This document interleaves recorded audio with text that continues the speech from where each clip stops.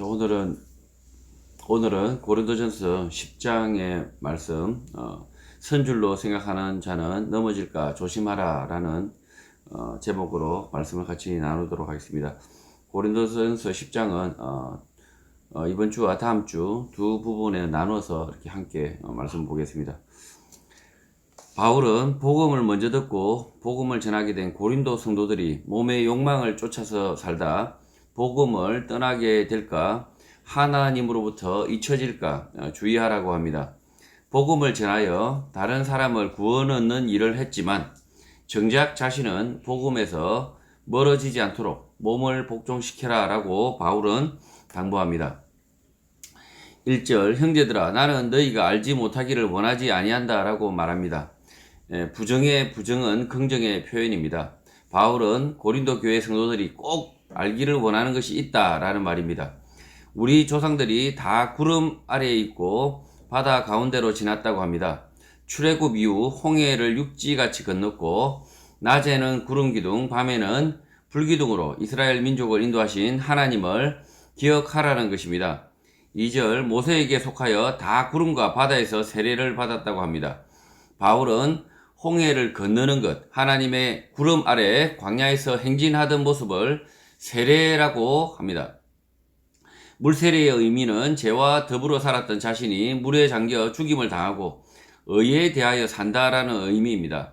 또 물로 죄를 씻어내고 새 사람이 된다라는 의미인데, 바울은 우리 조상들 유대인들이 출애굽 과정에서 모두 이런 세례를 받았다는 것입니다. 새롭게 되었다는 것입니다. 3절, 다 같은 신령한 음식을 먹었다고 합니다. 하늘로부터 광야에 내린 만나입니다.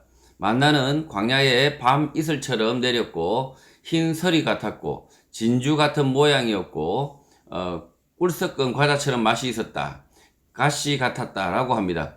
종합하면 진주 모양의 가루가 서리같이 붙어있고 먹으면 꿀꽈배기 맛, 질리지 않는 맛이라는 것입니다. 저는 이 말씀을 볼 때마다 유과, 한과가 이렇게 생기지 않았나 이런 생각도 하는데, 하여튼 대충 비슷한 게 좀 없어요. 그래서 이 만나라고 했을 때 이 만나도 뭔가 알맹이가 있고 겉에는 이렇게 뭐 밀가루와 같은 이런 어떤 아주 고소한 부분이 붙어 있는 그런 것이 만나가 내렸다라는 거죠. 4절, 다 같은 신령한 음료도 마셨다고 합니다. 이스라엘 백성들은 광야에서 물이 없어 모세를 원망을 하자 하나님이 나일강을 치던 그 지팡이로 호렙산에 있는 반석을 내려치라고 하자 모세가 바위를 내리치자 그 바위에서 물이 쏟아졌던 것입니다. 돌을 내려친다고 물이 쏟아질 일은 없는데 하나님이 반석에서 물을 내어 마시게 하였고 그곳의 이름은 머리바라고 불렀던 것입니다. 그림을 보시면 이렇게 알 수 있습니다. 이 모세가 이 바위 앞에 가서 그 바위에다가 내리치자 그 바위에서 물이 쏟아져 나오는 거죠. 이 광야에서 그 바위에서 물이 쏟아져 나올 일은 없는 거죠. 없는데도 불구하고 이렇게 모세가 내리치자 물이 아주 쏟아집니다. 이는 그들을 따르는 신령한 반석으로부터 마셨으며 그 반석은 곧 그리스도라고 바울은 말합니다. 이스라엘 백성들이 광야에서 목이 말라 죽으려고 하던 그때에 반석에서 물을 내어 마셨는데 그 반석이 예수 그리스도라는 것입니다.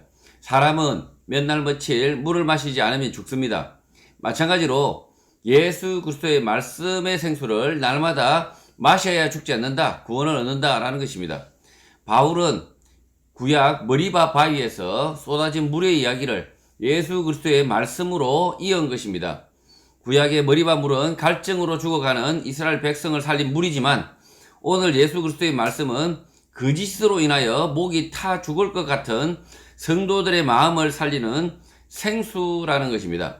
지금 오늘 이 시대가 그렇다는 거죠. 오늘 이 시대에 많은 정보들이 쏟아지고 많은 재미난 것들이 쏟아지지만 실제로는 자살자가 넘쳐나고 있죠. 왜 그러냐면 진리의 생수가 없기 때문입니다. 진리의 생수가 없고 이 거짓말이 창궐하기 때문에 그 거짓말 속에서 목이 말라 죽는 거죠. 자살하고 있는 거죠. 5절 그러나 그들의 다수를 하나님이 기뻐하지 아니하셨으므로 그들이 광야에서 멸망을 받았다라고 바울은 말합니다. 머리바에서 생수를 마셔 육신은 살았지만 결국 광야에서 믿음을 버리고 대다수가 멸망을 받았다라고 말하고 있는 것입니다. 6절 이러한 일은 우리가 본보기가 되어 우리로 하여금 그들이 악을 즐겨한 것 같이 즐겨하는 자가 되지 않게 하려 함이다라고 말합니다. 하나님의 보호하심과 인도하심을 직접 눈으로 입으로 체험을 하고 있음에도 불구하고 이스라엘 백성들은 하나님이 없는 것처럼 믿음을 버린 것처럼 행동했던 것입니다. 하나님이 보여지면 믿을 텐데 라는 말하는 사람들이 있습니다. 하나님이 나에게 나타나시면 믿겠다라는 분들이 있습니다. 그 사람은 하나님을 보여줘도 믿음을 가지지 못합니다. 일시적으로 믿을지는 모르지만 금세 믿음을 버립니다. 나는 뭔가 다를 것 같다라고 생각하겠지만 다르지 않습니다. 하나님을 신뢰하고 의지하는 믿음의 존속 여부는 보여지는 것이 아니라 보이지 않는 것을 믿는 것의 차이입니다. 사람들 대다수는 보이는 것에 현혹이 되어 보이지 않는 것이 더 중요하다는 사실을 잊어버립니다. 7절 그들 가운데 어떤 사람들과 같이 너희는 우상 숭배하는 자가 되지 말라라고 합니다. 모세가 시내산에 올라가 40일을 머물며 내려오지 않자 사람들은 아론에게 보이는 하나님 금송아지 우상을 만들게 됩니다. 그리고 아침부터 부지런히 일어나 백성들이 앉아서 먹고 마시며 일어나서 뛰어놀았다고 합니다. 이것이 출애굽기 32장 6절의 인용입니다. 출애굽기 32장 6절입니다. 이튿날에 그들이 일찍이 일어나 번제를 드리며 화목제를 드리고 앉아서 먹고 마시며 일어나서 뛰놀더라.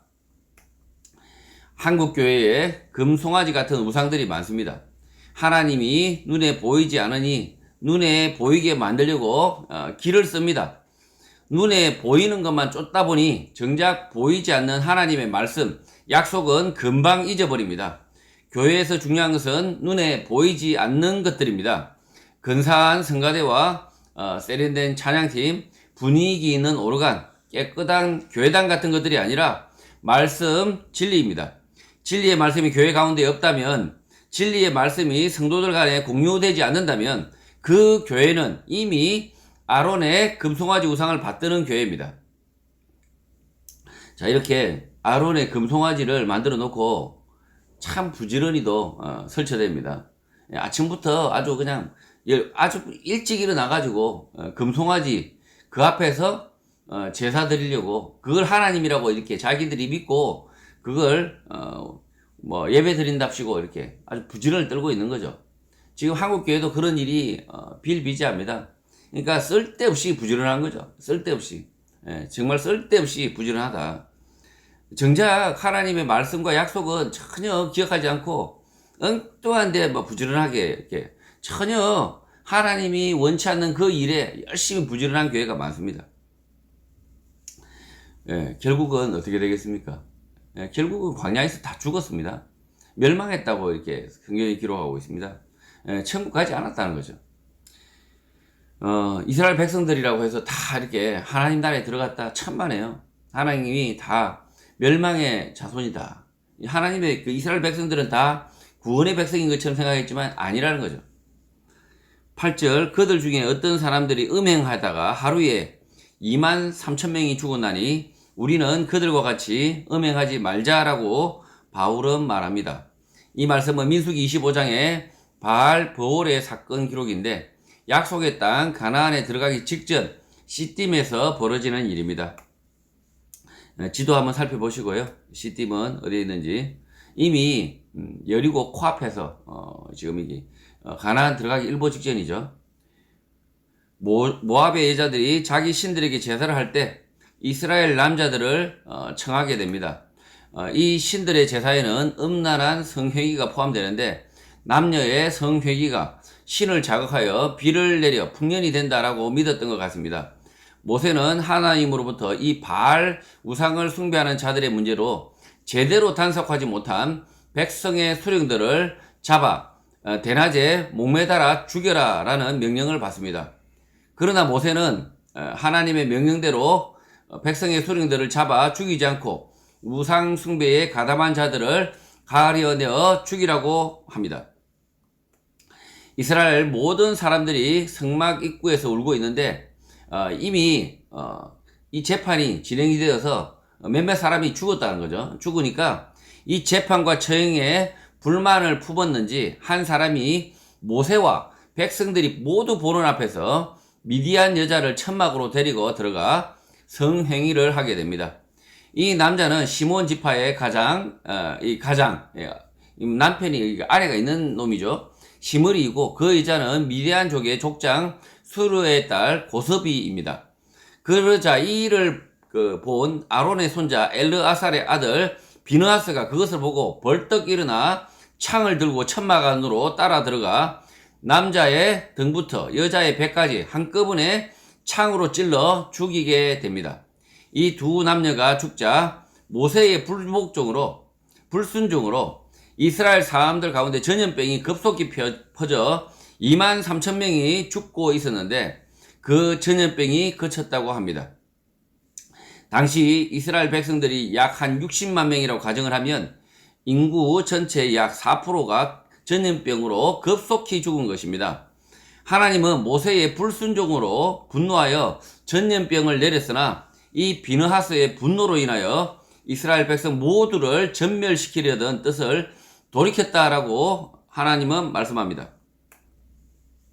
하나님은 바알 우상을 숭배하며 음란한 행위를 하는 이스라엘 백성들에게 경고를 하기 위하여 수령들을 잡아 죽이라 라는 명령을 하지만 모세는 자신의 판단으로 바알에게 절한 사람을 찾아 죽이라고 지시를 하였고 몇 사람이 바알에 절했다는 이유로 억울하게 처형을 당하자 이 재판에 불만을 품은 시므리가 보란듯이 미디안 여자와 천막 안에서 성행위를 한 것입니다.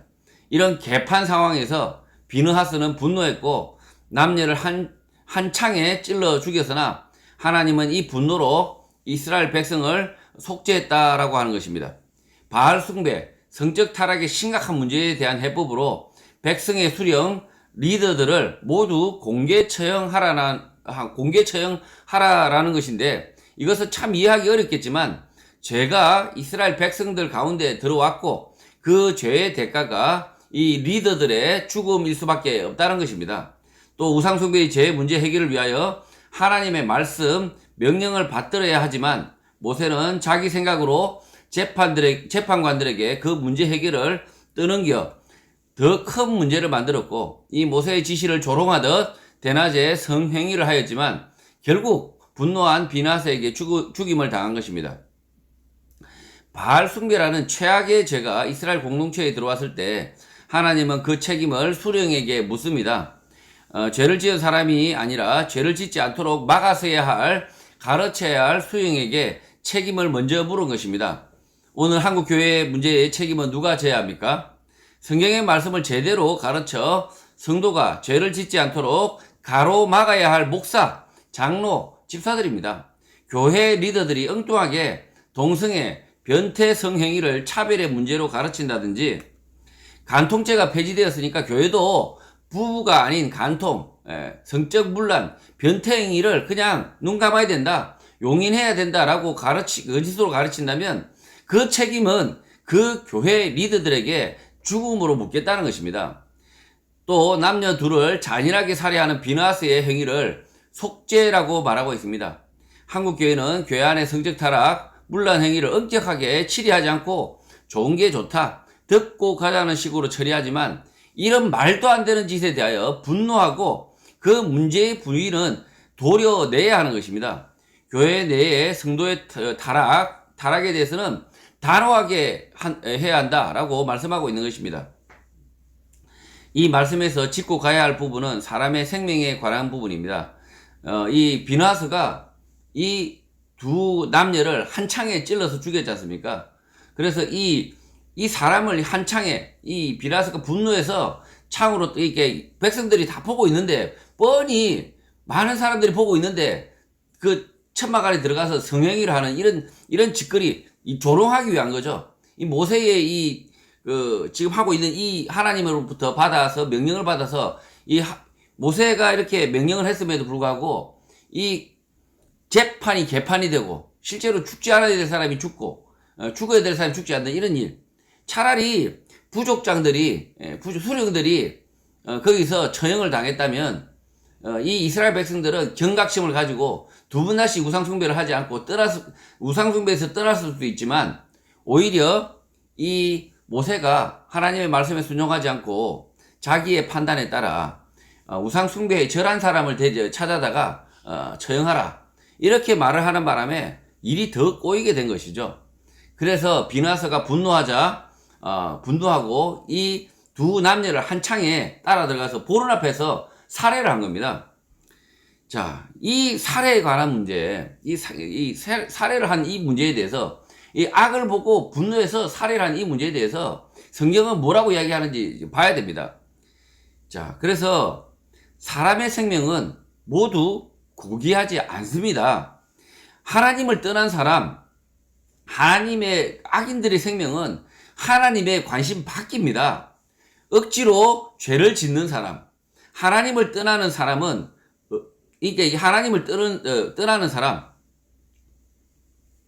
이게 자기가 억지로 하나님을 떠난 사람은 없고 자의로 타락을 하기 때문에 타락한 사람, 진리가 없는 사람의 목숨은 소중하지 않다는 것입니다.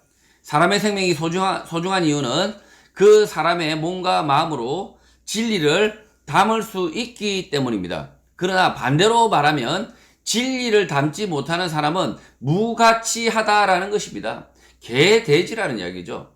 무가치한 사람, 진리를 담지 못하는 사람은 다른 사람의 생명을 빼앗을 수 있습니다. 그 대표적인 사람이 독일의 아돌프 히틀러입니다.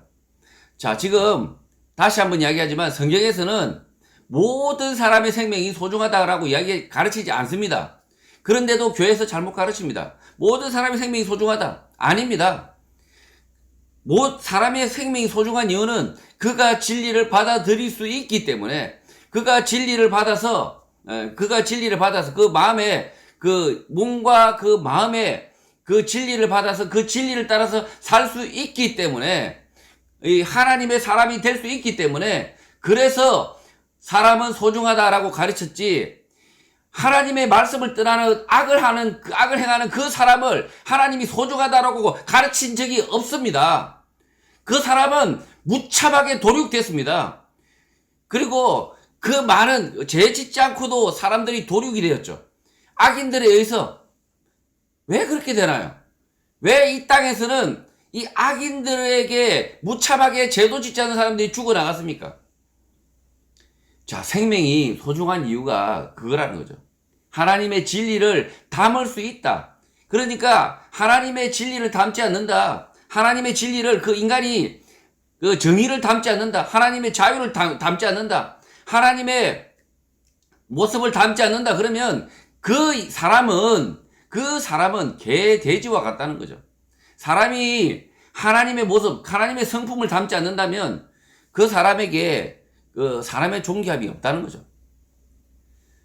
대표적인 사람이 독일의 아돌프 히틀러만 이야기했는데요. 오늘 시대에도 우리 주변에 한번 돌아보십시오. 우리 주변에도 사람 같지 않은 사람들이 많습니다. 정말 짐승과 같은 인간들이 많습니다. 그냥 짐승보다 못하죠, 차라리. 어떤 면에서 보면 차라리 금수만도 못한 사람들이 많습니다. 9절 그들 가운데 어떤 사람들이 주를 시험하다가 뱀에게 멸망하였나니 우리는 그들과 같이 시험하지 말자라고 바울이 말합니다. 이스라엘 사람들은 호르산을 중심으로 에돔 땅을 우회하여 가려다가 길에서 원망을 하게 됩니다. 민수기 21장의 기록들입니다. 지도를 참조하시면 되고요. 원망을 하는 이유는 먹을 것도 없고 물도 없다. 자기들 마음에 만나와 같은 하찮은 음식을 싫어한다라고 불평을 합니다. 그러자 이스라엘 백성들 가운데 불뱀을 보내어 물어 많은 사람들이 죽게 되옵니다. 지금 이스라엘 백성들이 지금 호르산을 이렇게 돌아서 지금 이렇게 에돔 사람들이 겁이 나니까 호르산을 돌아서 삥삥 돌아서 광야로 돌아서 가게 되죠. 그렇게 하면서 실제로는 먹을 물도 없다. 그 다음에 먹을 음식도 없다. 그렇게 말하고 있지만 실제로는 하나님께서 만나를 내리고 계셨죠. 거짓말하고 있는 거죠. 그래서 이 백성들에게 하나님이 불뱀을 내려 보냅니다. 그래서 뱀이 그 사람들 속에 들어와서 사람을 물자 이 광야를 가고 있는데 뱀들이 달려들었다는 거죠. 뱀이 막 이렇게 속출을 해가지고 사람들을 물어서 죽게 됐다는 거죠. 모세는 즉각 하나님께 기도를 합니다. 우리가 하나님을 원망하는 범죄를 하였기 때문에 불뱀에게 물려 죽어가니 뱀들이 떠나도록 기도를 합니다. 하나님은 모세에게 명령을 합니다. 불뱀과 같은 형상을 만들어 장대 위에 높이 매달라는 것입니다. 뱀에게 물린 사람이 그것을 보면 죽지 않고 살게 된다고 말씀합니다. 그래서 모세는 놋뱀을 만들어 장대 위에 높이 달게 되고 그 놋뱀을 본 사람은 모두 살게 된 것입니다. 의사협회 휘장 로고를 보면 지팡이와 뱀이 그려져 있습니다. 이 뱀들은 놋뱀과는 무관합니다. 뱀이 한 마리면 그리스 신화 아폴로네시 아들 의학의 신 아스클레피오스의 지팡이이고, 뱀이 두 마리면 도둑의 신, 죽음의 신, 안내자의 신으로 알려진 헤르메스의 지팡이입니다. 헤르메스, 명품 브랜드 이름인가요? 하여튼 그리스 신화의 인물이죠. 의학의 상징에 나오는 뱀과 모세가 만든 놋뱀은 관계가 없고 뱀이지만 공통점이 있습니다. 이스라엘 사람들은 불뱀에 물려 독이 퍼져 죽어가려고 할 때 놋뱀을 쳐다보기만 하면 살았고 보지 않으면 죽었던 것입니다. 불뱀에 물린 이스라엘 사람들 가운데 모두가 놋뱀을 보고 살았을까요? 이렇게 뱀에 물려서 죽을 똥 말똥하고 있는데 이 놋뱀을 보았을까요? 안 봤을까요? 다 이렇게 보고 살았을까요? 그렇지 않습니다. 놋뱀을 보지 않고 뱀의 독에 고통스러워하다가 죽어간 사람들이 있었습니다. 죽어가는 마당에 굳이 놋뱀을 보지 않았던 것입니다. 놋뱀을 쳐다보려면 장막에서 걸어 나와야 하고 놋뱀을 본들 산다고 믿지 않았던 것입니다. 그러나 뱀에 물려 죽어가는 사람들 가운데 놋뱀을 쳐다본 사람들은 살았습니다. 죽어가면서 마지막 믿음으로 놋뱀을 쳐다본 사람들은 치료되고 죽지 않았던 것입니다.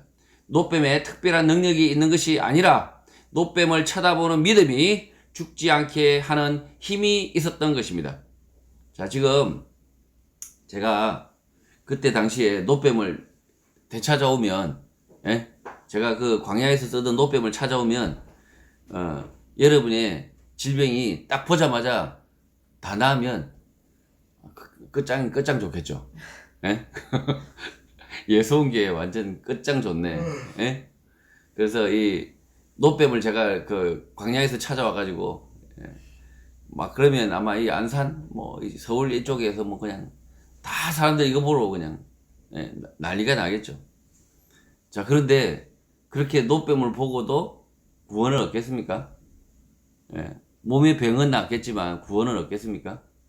제가 만약에 놋뱀을 가져왔어요. 심지어 그 놋뱀에 효력이 있어요. 효력이 있어서 그냥 다 나아요. 모든 질병이 놋뱀을 보면, 허경영의 눈을 보면 이렇게 다 낫는다며. 그래서 허경영이 아니라 이 놋뱀을 들고 와가지고 제가 인디아나 존스는 아니지만 지금 이스라엘 광야로 쫓아가가지고 그냥 땅을 팠더니만 놋뱀이 나와가지고, 그렇게 한다고 해서 믿음을 갖는 게 아니라는 거죠. 그렇게 인간의 문제가 해결된다고 해서 사람은 믿음을 가지지 않는다.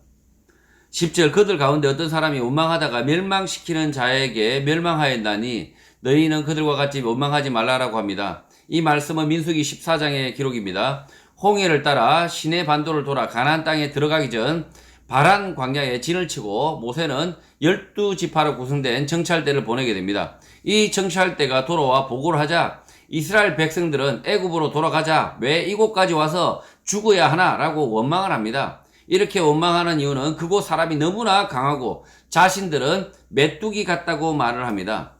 정찰대의 보고에 이스라엘 백성들은 밤새도록 원망을 합니다. 그러자 하나님은 이 백성들을 전염병으로 모두 죽이고 모세에게 크고 강한 나라를 이루게 하겠다라는 말씀을 하게 됩니다. 그러자 모세는 거절을 합니다. 이 사람들은 하나님의 백성이라고 이방 나라에 소문이 다 났는데 그들이 죽으면 하나님이 능력이 없어 광야에서 모두 죽었다라고 악평할 것이기 때문에 그렇게 하지 말자고 합니다. 모세의 이 간청을 들은 하나님은 원망하는 이스라엘 백성들 가운데 20세 이상은 가나안 땅에 들어갈 수 없다라는 벌을 내립니다. 그 중에 불평 원망하지 않은 갈렙과 여호수아는 가나안에 들어가게 됩니다. 원망하던 이스라엘 사람들은 광야에서 모두 죽고 결국 가나안에 정착하는 것을 보지 못했던 것입니다. 20세 이상은 가나안 땅, 지금 이 팔레스타인 땅, 지금 이 이스라엘에 들어가지 못하고 전부 광야에서 죽었다는 거죠. 이 말씀을 통하여 원망하지 말자, 불평하지 말자라고 가르치면 안 됩니다. 사람이 살다 보면 어려운 일을 만나면 불평, 원망을 하게 됩니다. 이런 종류의 불평을 한다고 하여서 하나님이 멸하지 않습니다. 지금 이 말씀을 불평하면 멸한다, 이렇게 가르치면 어떻게 될까요? 여기 있는 분 살 수 있겠습니까? 아무도, 저 포함해서 아무도 살 수 없습니다. 그래서 불평한다고 해서 하나님 멸하신다, 이런 이야기가 아니라는 거죠. 불평하지 말자가 이 말씀의 교훈이 아니라는 거죠. 이스라엘 백성들의 이 불평은 하나님의 약속, 하나님의 언약에 대한 배신이었기 때문입니다. 하나님이 이 백성을 이끌어 자기 백성으로 심겠다, 강대한 나라를 만들어 주겠다라는 언약을 내다버린 것입니다. 이스라엘 백성들은 인생에 자잘한 불평을 한 것이 아니라 근원적인 하나님을 믿는 믿음에 대한 배신이 있었던 것입니다. 그래서 그들은 가나안으로 들어가지 못하고 광야에서 죽었던 것입니다. 11절, 그들에게 일어난 이런 일은 본보기가 되고 또한 말세를 만난 우리를 깨우치기 위하여 기록되었다고 바울이 말합니다. 이 구약의 말씀들은 우리를 깨우치기 위하여 기록되었는데 하나님의 언약, 약속을 잊은 사람들은 불평, 원망하고 믿음에서 떠난다는 것입니다. 12절, 그런즉 선줄로 생각하는 자는 넘어질까 조심하라라고 말합니다. 넘어지지 않으려면 계속 누워있으면 되겠네라고 생각할 수 있습니다. 그렇지 않습니다. 여기서 서 있는 사람이 아니라 선줄로 생각하는 자신이 나름 괜찮게 잘 살고 있다고 생각하는 사람은 넘어진다라고 말하고 있는 것입니다. 지금 이 말씀의 뉘앙스가 서 있는 사람을 이야기하는 게 아니고 선줄로 생각하는 사람이란 거죠.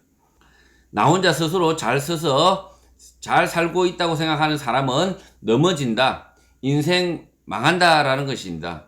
인생 나 홀로 서서 살 수가 없습니다. 하나님을 의지하는 삶이 지혜로운 삶입니다. 자신이 나 혼자서도 잘 살고 있다, 잘 쓸 수 있다고 생각하는 사람은 반드시 넘어질 수밖에 없는 것입니다. 13절, 하나님을 의지하는 사람, 믿음 안에서 사는 사람에게는 사람이 감당할 시험밖에는 너희가 당한 것이 없다고 말합니다. 충분히 견딜 만한 시험을 주신다, 감당 못하는 것은 당한 적이 없다는 것입니다. 또 오직 하나님은 미쁘사 너희가 감당하지 못할 시험 당함을 허락하지 아니하시고 시험 당할 쯤에 또한 피할 길을 내사 너희로 능히 감당하게 하신다고 바울은 말합니다.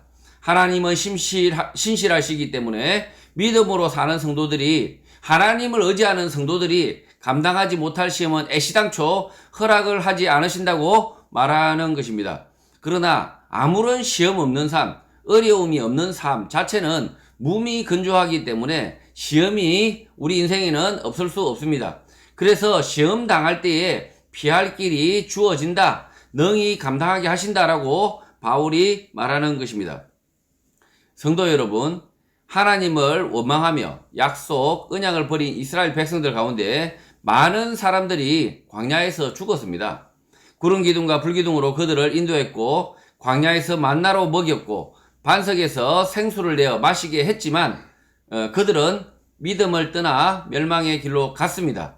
눈으로 보고 듣고 체험을 한다고 하여 하나님의 말씀, 약속, 언약을 붙들지 못합니다. 하나님의 약속, 언약의 말씀을 붙잡는 것은 보아서가 아니라, 체험해서가 아니라 오직 믿음으로 가능합니다. 하나님의 말씀을 믿고 그 말씀만을 쫓아서 성실하게 살면 가나안에 들어간 이스라엘 백성들과 같이 영원한 나라, 하나님의 나라에 들어갈 것을 확신합니다. 여기 모인 모든 성도들이 말씀 위에 굳게 서서 믿음의 경주를 완주하시기를 주님의 이름으로 축복합니다.